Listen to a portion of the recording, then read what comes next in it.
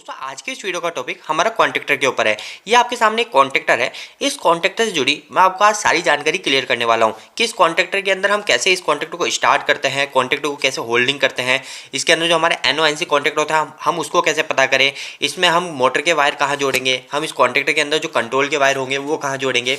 यानी आपके सारे डाउट कॉन्ट्रैक्टर के ऊपर जो भी होते हैं वो सारे क्लियर होने वाले हैं। तो दोस्तों मैं बेसिक से स्टार्ट करूंगा और आपको एंड तक पूरा कॉन्ट्रैक्टर का खेल समझ में आ जाएगा। तो दोस्तों देखो कॉन्ट्रैक्टर का उपयोग कहाँ किया जाता है, तो कॉन्ट्रैक्टर हमारे 2-3 जगह उपयोग कर सकते हैं। सबसे पहले हमारे कभी भी आपने देखे होंगे सबसे ज़्यादा जो उपयोग आप मानते हो जो होता है दोस्तों मोटर के लिए, ठीक है। मोटर को स्टार्ट करने के लिए कॉन्ट्रैक्टर जो कि हम स्टार्टर में लगाते हैं, जैसे कि आपको पता है डीओल स्टार्टर हो गया, रिवर्स फॉरवर्ड स्टार्टर, जितने भी स्टार्टर है सबके अंदर हम कॉन्ट्रैक्टर की सहायता लेते हैं। इसके अलावा दोस्तों कॉन्ट्रैक्टर का उपयोग हम पता है कहाँ करते हैं, वो करते हैं दोस्तों हम कंट्रोल के लिए। तो दोस्तों अभी हम कंट्रोल की बात नहीं करते क्योंकि अभी हम कॉन्ट्रैक्टर के बारे में बेसिक समझेंगे। तो दोस्तों इसलिए मैं आपको पहले कॉन्ट्रैक्टर के बारे में सब डाउट क्लियर करता हूँ। तो दोस्तों देखो कॉन्ट्रैक्टर को कभी भी आप लेते हो तो आपको सबसे पहली चीज़ क्या देखनी है वो मैं आपको बता रहा हूँ।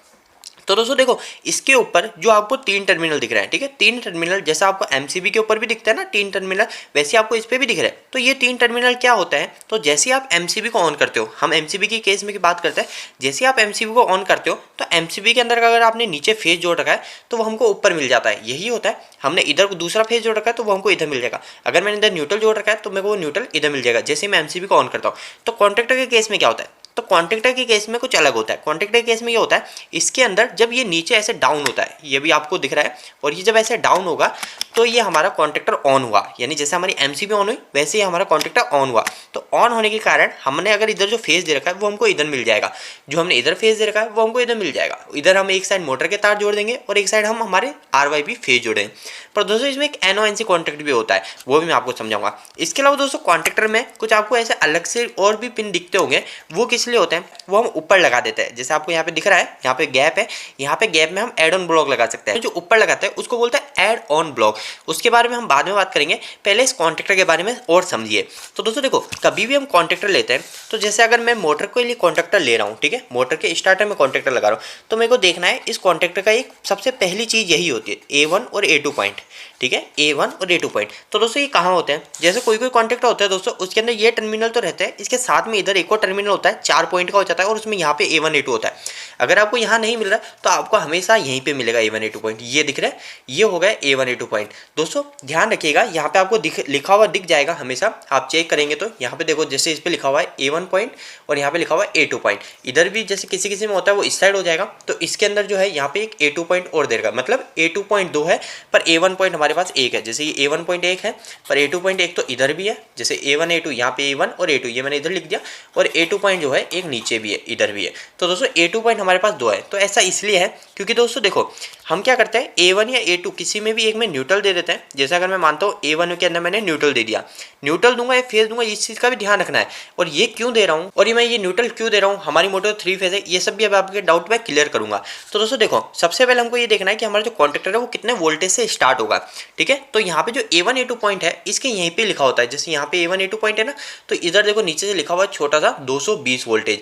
अब किसी किसी कॉन्ट्रैक्टर में जो अधिकांश जो कॉन्ट्रैक्टर होता है उसके अंदर जो A1 A2 पॉइंट होता है इसके बीच में यहाँ पे लिखा होता है या फिर इस जगह लिखा होता है, इसके अंदर यहाँ नहीं, इसके अंदर यहाँ पे लिखा हुआ है। तो दोस्तों ये क्या है, और इसके अलावा देखो यहाँ पे भी लिखा हुआ है A1 एंड A2, ठीक है, A1 एंड A2। तो दोस्तों ये क्या है, ये हमारे कॉन्ट्रैक्टर को स्टार्ट करने के लिए वोल्टेज है। अब कॉन्ट्रैक्टर को स्टार्ट करने के लिए जैसे मैंने भी आपको बताया था दोस्तों, MCB जो होती है उस MCB को हम ऊपर करते हैं। जैसे हमारी MCB है इसके अंदर मैंने RYB इधर दिया, और जैसे मैं इस MCB को ऑन करता हूँ, मैंने हाथों से ऑन करता हूँ ना इसको, तो हाथों जैसे ही ऑन करता हूँ मेरा RYB मेरे को इधर मिल जाता है। पर कॉन्ट्रैक्टर के केस में ऐसा नहीं होता, कॉन्ट्रैक्टर के केस में हमको इसको जाके बार बार थोड़ी दबाते हैं, स्टार्टर के अंदर नहीं दबाते। तो कॉन्ट्रैक्टर को कैसे स्टार्ट करते हैं, तो ये कॉन्ट्रैक्टर को स्टार्ट करने के लिए जो पॉइंट होता है वो होता है दोस्तों A1 पॉइंट और एक होता है हमारा A2 पॉइंट, ठीक है। तो अभी हमने जैसा देखा कि A1 A2 पॉइंट पे क्या लिखा हुआ है 220 वोल्टेज। तो 220 वोल्टेज मतलब ये जो A1 A2 पॉइंट है इसके अंदर मेरे को 220 वोल्टेज देना है, ठीक है। ये हमारा कॉन्ट्रैक्टर का केस हुआ। अगर दोस्तों अभी भी आप नहीं समझे तो आप ये समझ सकते हैं जैसे हमारी कोई भी ट्यूबलाइट है, फैन है, तो उसको स्टार्ट करने के लिए भी हम वोल्टेज देते हैं ना, उसको स्टार्ट करने के लिए भी हम वोल्टेज देते हैं। इसी तरह दोस्तों हम कॉन्टेक्टर को स्टार्ट करने के लिए हमको वोल्टेज देने पड़ते हैं।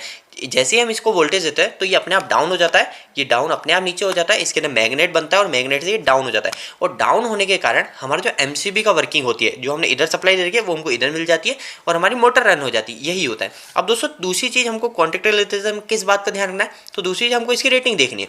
तो रेटिंग किस तरीके से देखेंगे, तो इस पर साफ लिखा हुआ है यहाँ पे कि 11 किलोवाट की मोटर को हम इस पर कनेक्ट करा सकते हैं मैक्सिमम, और 25 एम्पियर तक हम इस पर लोड कनेक्ट करा सकते हैं। अब दोस्तों ये जो कॉन्टेक्ट है इस पर आपको लिखा हुआ है L1, L2 एंड L3 और ये T1, T2 और T3। तो दोस्तों इसका मतलब क्या है, तो L1, L2 एंड L3। दोस्तों अब ये L1, L2, L3 कहीं पे भी आपको दिखता है ना, तो इसका मतलब यही है कि हमारा लाइन का मतलब है। L मतलब लाइन, मतलब फेस, R Y B। तो इसमें इधर लिखा हुआ है कि इधर आप R Y B जोड़ दीजिए, और इधर जो T1, T2, T3 है इसका मतलब है दोस्तों हमारे टर्मिनल T1, T2 और T3, मतलब हमारे जो मोटर के जो वायर है वो हमारे T1, T2, T3 कहलाएंगे। तो वो जो है हम इधर जोड़ देंगे। पर दोस्तों एक बात ध्यान रखिएगा, कहीं कहीं पे हम क्या करते हैं, यहाँ पे ओवरलोड रिले जोड़ देते हैं, यहाँ पे हम ओवरलोड रिले घुसा देते हैं, फिर उस ओवरलोड रिले के बाद में हम T1, T2, T3 जोड़ते हैं, मतलब हमारे जो मोटर के 3 तार आते हैं उसको जोड़ते हैं। तो दोस्तों वो बात एक ही है, आप मोटर को यहाँ पे डायरेक्ट जोड़ेंगे तो हमको प्रोटेक्शन नहीं मिलेगी। प्रोटेक्शन के लिए हम यहाँ पे ओवरलोड रिले को पहले डालते हैं, फिर बाद में हम ओवरलोड रिले के अंदर मोटर के तार जोड़ते हैं। तो दोस्तों इसके ऊपर अलग वीडियो के अंदर बात करेंगे। तो अभी आपको ये सब क्लियर हो चुका है। ये BCH का कॉन्टेक्टर है, ये 25 एम्पियर तक लोड कनेक्ट करा सकता है, और इसके अंदर जो A1 A2 पॉइंट होता है वो किस लिए होता है, हमारी मोटर को स्टार्ट करने के लिए होता है। अब दोस्तों इसके अलावा NO और NC क्या होता है वो मैं आपको समझा देता हूँ कि कॉन्टेक्टर के अंदर NO NC क्या होता है। इसके पहले दोस्तों मैं आपको समझाता हूँ एड ऑन ब्लॉक क्या होता है। देखो दोस्तों एड ऑन ब्लॉक किस लिए होता है, तो एड ऑन ब्लॉक किसी भी एक्स्ट्रा चीज़ों के लिए होता है। जैसे हमारी मोटर है, तो हमारी मोटर को हमको चलाना है, तो मोटर को तो क्या करना है, ओनली वो 3 फेज ही तो देना है। मोटर को हमको चलाने के लिए क्या करना है, 3 फेज देना है। मेरी 3 फेज की मोटर है तो दोस्तों वो तो मैं इससे भी दे सकता हूँ। जैसे मैंने इधर R F Y B जोड़ दिया और इधर मैंने मोटर के 1 2 3 तार जोड़ दिए, तो मेरी मोटर जैसे मैं इसको स्टार्ट करूँगा, इससे इधर मैं A1 A2 दूंगा और ये मेरा कॉन्टेक्टर स्टार्ट हो जाएगा और मेरी मोटर रन हो जाएगी। ठीक है, यही हो गया। पर दोस्तों अगर मेरे को कुछ और चीज़ें जोड़नी है, कुछ और चीज़ों का मतलब जैसे मैं चाहता हूँ कि जैसे मेरी मोटर स्टार्ट हो, तो मोटर स्टार्ट होते ही मेरा जो है एक LED लाइट चल जानी चाहिए। LED लाइट जो आप बोलते हैं इंडिकेशन लैंप जो होते हैं, इंडिकेशन लैंप चल जानी चाहिए, या फिर मेरा कोई अलार्म बज जाना चाहिए मेरी मोटर बंद होते ही। तो दोस्तों ये सब चीज़ें होती है ना, ये सब चीज़ें हमको एड ऑन ब्लॉक लगाना पड़ता है। इसको बोलते हैं दोस्तों एड ऑन ब्लॉक। अब इसका मतलब क्या है, तो इसका मतलब ये है, ये जो हमारे कॉन्टेक्ट है इसके अलावा मैं कुछ और कॉन्टेक्ट इसमें जोड़ना चाहता हूँ, वो कहलाता है हमारा एड ऑन ब्लॉक। तो जैसे ये हमारा एक एड ऑन ब्लॉक है। अब दोस्तों कोई जो एड ऑन ब्लॉक होता है वो यहाँ पे साइड में लग जाता है। ठीक है, ये जो हमारा इसके अंदर ये साइड में लग रहा है। पर दोस्तों जो कोई और एड ऑन ब्लॉक होता है वो यहाँ पे ऊपर लगता है, अधिकतर जो होता है वो ऊपर ही लगता है। पर ये जो हमारा है इसमें भी ऊपर लगा सकते हो, यहाँ पे आपको दिख रहा है, यहाँ पे कांचे बने हुए, तो यहाँ पे आप एड ऑन ब्लॉक लगा सकते हो। अब दोस्तों देखो क्या होगा, जब भी ये ऑपरेट होगा, जैसे ये ऑपरेट हो रहा है तो साथ साथ ये एड ऑन ब्लॉक भी ऑपरेट हो रहा है। देख रहा है, ये एड ऑन ब्लॉक भी ऑपरेट हो रहा है, मतलब ये भी नीचे हो रहा है, तो इसके भी जो टर्मिनल है NO NC वो भी चेंज होंगे। तो दोस्तों इसके अलावा एक चीज ध्यान रखिएगा, अब जो हमारी मोटर के जो तार है, जैसे आपने कभी एड ऑन ब्लॉक लगा रखा है, तो दोस्तों मोटर के तार आपको हमेशा इसी में जोड़ना है। ये जो है टर्मिनल, ये पावर के है, इसमें साफ लिखा हुआ है 25 एम्पियर तक लोड कनेक्ट कर सकते हैं इन पॉइंट पे। ठीक है, पर ये जो हमारे एड ऑन ब्लॉक होते हैं ये इतने एम्पियर नहीं झेल सकते। ये हमारे सिर्फ एक इंडिकेशन लैंप चलाने के लिए, मतलब हमारे कुछ छोटे मोटे इंडिकेट या अलार्म चलाने के लिए इस टाइप का ही होता है। तो इस पर भी लिखा हुआ है कि इस पर हम मैक्सिमम जो लोड कनेक्ट कर सकते हैं वो लिखा हुआ है यहाँ पे 10 एम्पियर, थोड़ा मिट गया, पर यहाँ पे लिखा हुआ है 10 एम्पियर। ठीक है, तो ये जो हमारे जो इसके कॉन्टेक्ट है ये ओनली फॉर 10 एम्पियर तक लोड कनेक्ट करा सकता है, और ये जो है हमारा पावर का, ये पावर का हम 25 एम्पियर तक कनेक्ट करा सकते हैं। तो दोस्तों अब आगे और वर्किंग बताता हूँ इसके NO NC क्या होता है। तो दोस्तों इसके अलावा अगर आपको कॉन्टेक्टर को कैसे चेक करते हैं, वो मल्टीमीटर से कैसे चेक करते हैं, वो भी आपको सीखना है, तो आप मुझे नीचे कमेंट बॉक्स में कमेंट करके बताइएगा। मैं और भी वीडियो बनाऊंगा कॉन्टेक्टर के ऊपर, या फिर आपके जो भी डाउट होंगे उसके ऊपर, तो आप मुझे कमेंट बॉक्स में कमेंट कीजिएगा इलेक्ट्रिकल से जुड़े क्वेश्चन के लिए। तो दोस्तों अब बात कर लेते हैं कि आगे ये कॉन्टेक्टर जो होता है इसके ना NO NC क्या होता है। तो दोस्तों देखो, जो अधिकतर जो कॉन्टेक्टर होता है उसके ना यहीं पे लिखा होता है, जैसे L1 होता है ना, ये इसी के पास लिखा होगा, यहाँ पे NO लिखा होगा। ये जो L2 है इसके पास भी NO, इधर भी NO, और यहाँ पे भी NO लिखा होगा। और जो कॉन्टेक्ट होता है इस कॉन्टेक्टर के पास भी यहीं पे लिखा होगा NO, ये NO, पीछे वाला NC, तो ऐसे लिखा रहता है। पर जो इसके ऊपर है इसमें नहीं लिखा हुआ। तो दोस्तों ये आपके लिए बहुत अच्छी बात है, क्योंकि अभी मैं आपको इस पर समझाऊंगा, तो लिखे हुए तो आप आराम से समझ ही जाएंगे। तो दोस्तों देखो कॉन्टेक्ट में NO NC क्या होता है वो भी आप समझिए। तो दोस्तों देखो बहुत ही सिंपल होता है। NO का मतलब क्या होता है वो आप समझ लीजिए। देखो ये होता है हमारा, ये हो गया हमारा कॉन्टेक्टर। ठीक है, ये हो गया, मान लीजिए आप थोड़ा समझिएगा, ये है हमारा कॉन्टेक्टर। अभी आप बिल्कुल क्लियर समझ जाओगे। तो दोस्तों देखो इस पे लिखा हुआ, जैसे यहाँ पे लिखा हुआ NO, ठीक है, ये लिखा हुआ NO। चलो मैं यहाँ पे कुछ नहीं लिखता हूँ, हम खुद ही समझते क्या कि NO कौन सा है और NC कौन सा है। तो सबसे पहले मैं आपको NO की फुल फॉर्म बता दूँ, तो NO का मतलब होता है नॉर्मली ओपन। नॉर्मली ओपन का मतलब हो गया दोस्तों नॉर्मल कंडीशन में वो बिल्कुल ओपन है। ओपन का मतलब दोस्तों जैसे ये पॉइंट है और ये पॉइंट है, इसके अंदर अगर मैंने फेस दिया तो वो मेरा फेस इसमें नहीं पहुंच पाएगा। एनओ का मतलब ये होता है ओपन है। और क्लोज का मतलब क्या होता है, तो क्लोज का मतलब है ये भिड़ा हुआ है। एनसी, एनसी का मतलब होता है नॉर्मली क्लोज। नॉर्मल कंडीशन में ये क्लोज है, ठीक है, नॉर्मल कंडीशन में क्लोज है। तो मतलब मैंने इधर जो फेस रहेगा वो मेरे को कंटिन्यू इधर मिलता रहेगा। और नॉर्मल कंडीशन में है, नॉर्मल कंडीशन का मतलब जैसे मैं इसको ऑपरेट कर दूंगा, अभी नॉर्मल है तो ये फेस मेरा इधर मिल रहा है, पर एनओ के अंदर नॉर्मली ओपन के अंदर मेरा जो फेस इधर दे रखा है वो इधर नहीं मिल रहा है। पर जैसे मैं इसको ऑपरेट करूंगा, जैसे मैं इसको ऑपरेट करूंगा तो ऊपर से जोर लगेगा, ऊपर जोर लगेगा तो ये जो कॉन्टेक्ट इधर भिड़ जाएगा। तो मेरा जो नॉर्मली ओपन था उसके अंदर जो हमारा फेस इधर नहीं मिल रहा था वो मेरे को जैसे बटन दबाऊंगा तो मेरा फेस इधर मिल जाएगा। अभी और क्लियर समझ जाएंगे आप। तो दोस्तों देखो, जैसे मेरे को इधर मोटर के 3 तार जोड़ने हैं, ठीक है, मेरी मोटर के 3 तार इधर जोड़े मैंने 1 2 3, और मैंने इधर आर वाई बी दे दिया, ठीक है, ये हो गया आर, ये हो गया वाई और ये हो गया बी। तो दोस्तों देखो, अभी मैंने ये आर वाई भी इधर दिया और मोटर के 3 तार इधर जोड़े, ये मेरी मोटर है, ठीक है, ये मेरी मोटर है। तो दोस्तों सिंपल सी बात यही समझ लीजिए, जैसे अगर मैं इसके अंदर आर वाई भी इधर दे रहा हूँ और मैं मान लेता हूँ इधर भी मैंने एक आर दे रखा है, ठीक है, और इधर मैंने कुछ चीज़ जोड़ रखी है, ठीक है, इधर मैंने जैसे जोड़ रखा है हमारा एक हमारा लैंप जोड़ रखा है, ठीक है, लैंप, ठीक है, जो ग्लो कर रहा है, और मैंने इसको लैंप को न्यूट्रल डायरेक्ट दे रखा है। तो दोस्तों क्या होगा, अभी जैसे मेरा कॉन्टेक्टर ऑपरेट नहीं है तो क्या हो रहा है, कॉन्टेक्टर ऑपरेट नहीं है तो मेरी मोटर भी नहीं चल रही ना, मेरी मोटर तो तभी चलेगी जब मेरा कॉन्टेक्टर ऑपरेट होगा।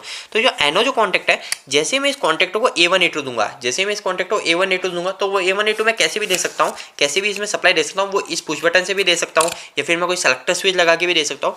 तो दोस्तों जैसे मैंने इसके अंदर A1 A2 दिया तो इसके अंदर मैंने आपको बताया ना मैग्नेट बनेगा और ये कॉन्टेक्ट क्या होगा, नीचे जाएगा, ये नीचे जाएगा।